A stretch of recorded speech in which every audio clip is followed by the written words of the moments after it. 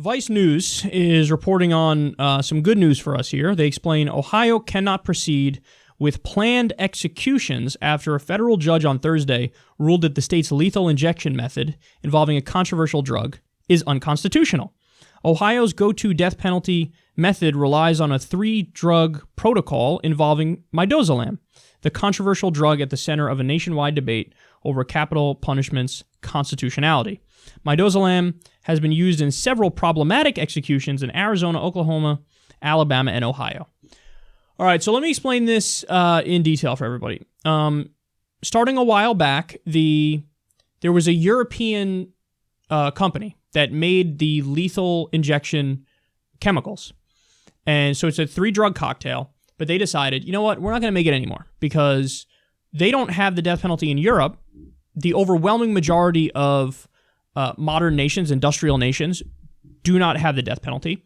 And they said, we don't want to take part in this anymore. So we're just going to not make it anymore. So it was a rare ethical decision by a company. Those are so few and far between.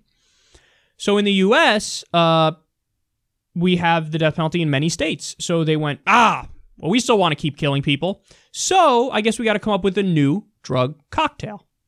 So they went to, these compounding facilities. That's the crazy part. Not even pharmaceutical companies. They go to the compounding facilities, which are less sophisticated. And they go, okay, you got to give us something that mimics this 3-drug cocktail. So they came up with a few different things. They have a new 3-drug cocktail, but it turns out this 3-drug cocktail isn't as good as the other one. Now, by the way, there were questions about the other one too. I remember covering stories where, there's a chance that people felt pain, but they couldn't express that they're feeling the pain as they're getting the lethal injection because one of the 3 drugs is what's called a paralytic. So you sit there and you just look totally emotionless and you simply can't move, but you could be in extreme amounts of pain. So the old drug wasn't even necessarily great. It just might have masked the barbarism better. But this new one, I guess the paralytic doesn't work as well, or the drug that they give that's like a tranquilizer doesn't work as well, because what happened in many instances is some people convulsed, some people were foaming from the mouth and making noises like... There was one instance, this is unbelievable that it happened last year, or it might have been 2 years ago, but it's unbelievable it happened recently, where they gave somebody the lethal injection doses, and then they called off the execution 20 minutes into it because the guy wasn't dying. He was gurgling in pain and foaming at the mouth. They're like, oh, yeah, this is bad. Anyway, we're calling it off. It's cool. We're calling it off. And then he died 6 or 7 minutes later. But it was over 20 minutes of excruciating pain where you tortured somebody before you killed them.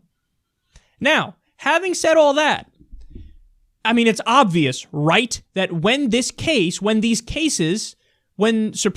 Supreme Court got word of it, they went, whoa, we're doing an injunction and stopping all the executions with this drug cocktail because the 8th Amendment of the U.S. Constitution protects from cruel and unusual punishment. And this is, by definition, cruel and unusual punishment. Not only are you killing somebody, you are torturing them before you kill them. So obviously that violates the 8th Amendment. Obviously we're gonna stop the executions, right? Nope. They're like, yeah, I don't see the problem. Keep going. What? That might be the dumbest decision ever in modern times. It is so clear that what you're doing is immoral, unethical, wrong, a violation of the Constitution, a violation of human rights. They're like, we don't care. We disagree, so we're going to leave it. So it continued. People kept using this new 3-drug cocktail, which is very problematic, which has had so many problems. They're adjusting the dosages. Sometimes it works better, sometimes it works worse. But this is crazy. This is savagery. This is barbarism. And we're doing it right now. Well, now finally a federal judge in Ohio steps in and he goes, yeah, we're done with this. So thankfully a federal judge stopped it. It's going to probably go to a higher judge, and then a higher judge might bring it back, and it might go all the way to the Supreme Court again. Look, whatever the case is, even if temporary, it's great that we stopped it. But this is crazy. You can't torture people before you fucking kill them. That's by definition a violation of the 8th Amendment. And furthermore, as we've discussed on the death penalty before, there was a study that found at least 4% of the people that are on death row are innocent. They didn't do it. So we're going to have a system in place where we murder people 4% of the time? Like, whoops, our bad, you were innocent and we killed you. The state killed you with tax money.